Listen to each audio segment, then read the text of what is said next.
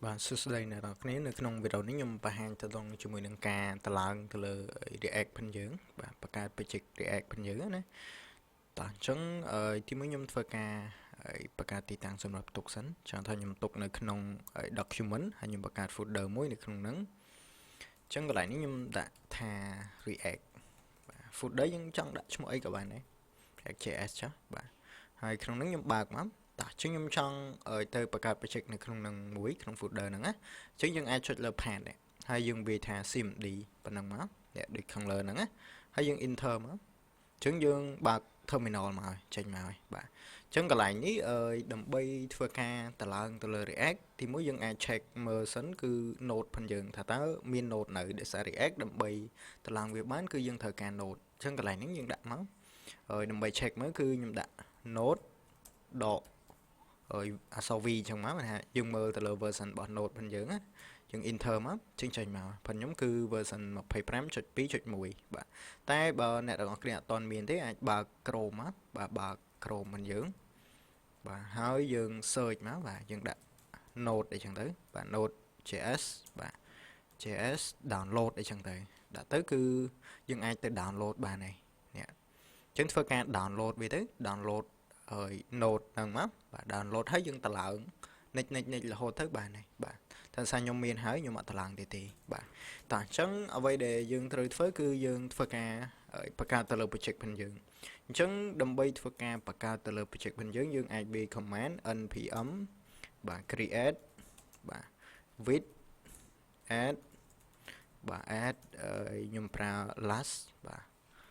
last បាទអញ្ចឹងដោយសារខ្ញុំបង្កើតទៅលើ React ផងយើងជាមួយនឹង with អញ្ចឹងខ្ញុំប្រើ npm create បាទ with last បាទប៉ុន្តែចំពោះការបង្កើត project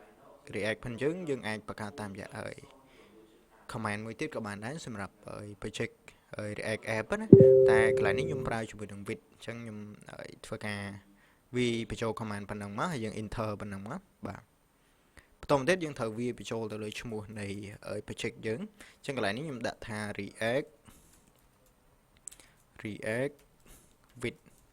with អញ្ចឹងមកហើយ enter បាទបន្តមកទៀតយើងអាចរើស framework អញ្ចឹងខ្ញុំ enter ចុះមកក្រោមខ្ញុំយក react ហើយ enter មួយទៀតបាទបន្តមកទៀតខ្ញុំប្រើទៅលើភាសាមួយគឺ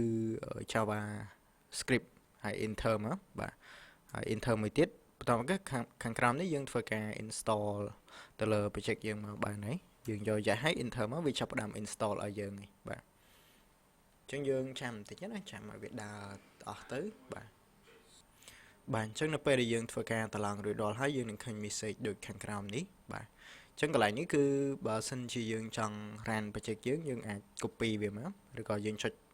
control ឲ្យជាប់ហើយចុចមកឆ្វេងលើ link ហ្នឹងមកបាទអញ្ចឹងវានឹងធ្វើការបើកឲ្យយើងនេះឃើញទេធ្វើការបើកទៅលើrun ទៅលើ project នឹងដែរបាទយើងអាចបើក file project យើងបានហើយបាទអញ្ចឹងនេះគឺ web pack ដំបូងដែលបង្ហាញមកណាគឺ count app ហ្នឹងបាទតោះហើយមួយទៀតខ្ញុំនឹងទៅបង្ហាញផ្ទាល់ពីការចូល project អញ្ចឹងកន្លែងនេះយើងអាចបិទ run វាសិនបាទដើម្បីបិទយើងអាចចុច control C ហើយយើងចុច Y មក enter មកអញ្ចឹងយើងបិទ run ហើយបាទអញ្ចឹងយើងសាក refresh មើលគឺឡើងចេញហើយបាទវាវិលយូរចេះវាលេចដែរឃើញទេ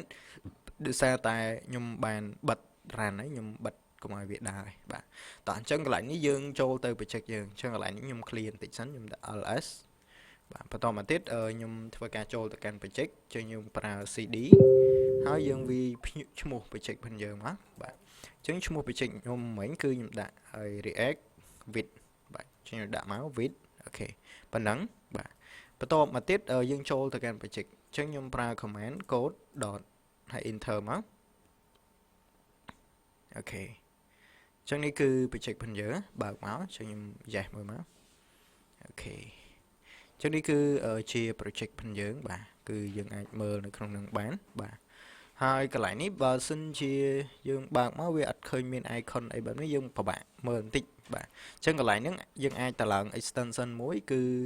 material icon អញ្ចឹងយើងចុចចូលកន្លែង extension នេះចុចចូលកន្លែង extension ហ្នឹងមកហើយយើង search មក material បាទ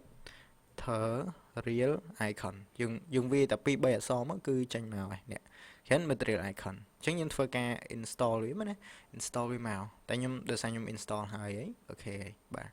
tỏ chẳng ơi nè đã ở toàn miếng trăm install máu cứ bà này bạn chẳng nó bây giờ install hay cứ cho bà chưa khơi bạn này cái nhắn dùng min folder min ấy chẳng thấy bà ok bắt đầu tiếp dân anh mơ tờ lờ khẳng khăn ní cứ chỉ folder structureរបស់ React ផងយើងណាមាន node នេះគឺជាកន្លែងទុក file របស់ node សម្រាប់យើង import យកទៅប្រើទេចឹងក្នុងនេះយើងមិនបាច់ប៉ះពាល់ឡើយ public គឺកន្លែងដែលយើងទុករូបភាពឬក៏ទុកអីដែលសម្រាប់បង្ហាញមកកាន់ interface ផងយើង source នេះគឺជាកន្លែងដែលយើងចូលទៅសរសេរ code គ្រប់គ្រង code ផ្សេងៗនៅក្នុងនឹងឯងបាទហើយយើងមាន file git ignore អីចឹងទៅបាទសម្រាប់ធ្វើការបិទទៅលើ file ណាមួយកុំឲ្យយើង push ចូលក្នុង GitHub ណាបាទអញ្ចឹងយើងមាន package.json មើលពី version នៃ website ផងយើងអីជាដើមនៅពេលយើងបង្កើតមកយើងឃើញមើលយើងអាចមើលព័ត៌មាននៅក្នុងនេះបានបាទអូខេអញ្ចឹងក្នុងនេះខ្ញុំគ្រាន់តែបង្ហាញតទៅជាមួយនឹងការតម្លើងនៃ React JS ផងយើងឬក៏បង្កើត project ទេបាទក្នុងនេះខ្ញុំបង្ហាញបន្តិចតទៅនឹងការទៅសេ code ណាសេ code យើងអាចចូលមកទៅសេក្នុង app នេះចូលមក app ហ្នឹងមកអញ្ចឹងកន្លែងនេះគឺ code ស្រាប់ផងគេជាមួយខ្ញុំ run ឲ្យមើលអញ្ចឹងយើងអាចបើក terminal បាទហើយកន្លែងនេះគឺខ្ញុំយក command prompt បាទកន្លែងនេះដើម្បីធ្វើការ run គឺយើងអាចដាក់ពាក្យថា npm run dev enter មកចឹងនេះយើង run project រួចរាល់ហើយចឹងដើម្បី run យើងដាក់ npm run dev ប៉ុណ្ណឹងមកបាទនេះបាទហើយកន្លែងនេះដើម្បីបើក project យើងចុច control ឲ្យជាប់ចុច link លើហ្នឹងមកយើងបើក project យើងហើយឃើញទេបាទតោះចុះបើខ្ញុំចង់លុបអានេះចោលហើយកែដាក់ hello world ឬក៏ hello react តោះចឹងកន្លែងនេះជាមួយយើងចូលមកកាន់ source នេះមកហើយនៅក្នុង app នេះគឺជាកន្លែងដែលយើងទៅសេ code ក្នុងហ្នឹងហើយបាទចឹង code យើងអាចទៅសេនៅក្នុងកន្លែង return កន្លែងចំណុច return នេះបាទចឹងយើងអាចលុបចោលទៅបាទលុបចោលអស់មកពី div នេះមកដល់ខាងក្រោមនេះបាទហើយក្នុងនោះខ្ញុំដាក់ h1 មួយដាក់ h1 enter មកបាទហើយខ្ញុំដាក់ថា hello បាទ react plus with បាទ with អូខេប៉ុណ្ណឹងហើយខ្ញុំសាកទៅមើលគឺឃើញមកហើយ hello react បូកជាមួយនឹង with អីចឹងទៅបាទអូខេអញ្ចឹងក្នុងនេះខ្ញុំបង្ហាញប៉ុណ្ណឹងសិនបាទនៅវីដេអូក្រោយខ្ញុំបង្ហាញបន្តទៀតតទៅនឹងការបង្កើត component វិញម្ដងសម្រាប់យើងប្រើណាបាទ